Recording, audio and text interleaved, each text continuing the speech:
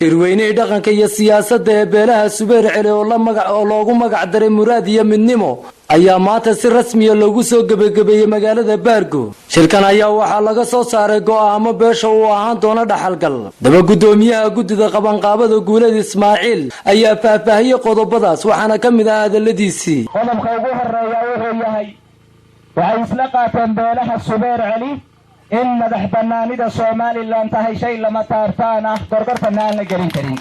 qodobka labaad wuxuu yahay oo beelaha Subeer Cali ay isla qaateen in dariska iyo beelaha walaalaheen ah nabadgelyo iyo daris wanaag aynu kula dhaqanno oo kula noolaano. qodobka saddexaad wuxuu yahay beesha Subeer Cali waxay inay ku mideeyeen magta arrimaha dhaqanka iyo danta caamka ah. qodobka afraad wuxuu yahay in la abuuro guddi dhaqan oo ka kooban beelaha Subeer Cali oo arrintaa xeer u samaysa.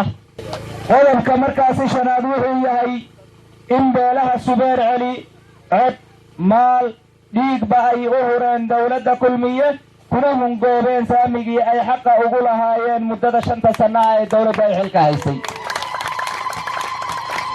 sidoo kale ugaaska guud beelaha Arab oo loogu soo marti qaaday xiritaanka shirkan ayaa aad ugu hambaliyay qabsoomida shirkan waxaanu yiri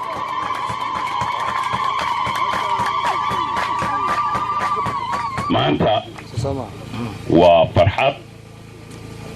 aqal Cabdidheer oo isna halkaasi ka hadlay ayaa iftiimiyay inay beeshu ku hungowday dawladda uu hogaaminaya Axmed Maxamed Maxamuud Siilaanyo oo ay beeshuna ka mid ahayd beelihii u codeeyay dawladda kulmiye waxaana ka mid ah hadaladiisii. dawladda waxbaanu ka tabanaynaa wax badan baanu ka tabanaynaa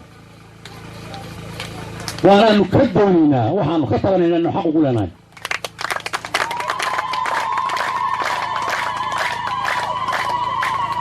walaalnimo iyo midnimo macaan baanu uga doonaynaa.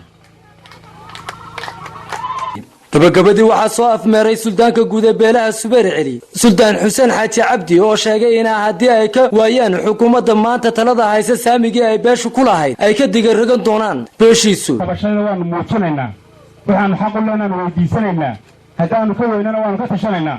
Cabdiraxmaan Samriye, Honkebel TV, magaalada Baargo.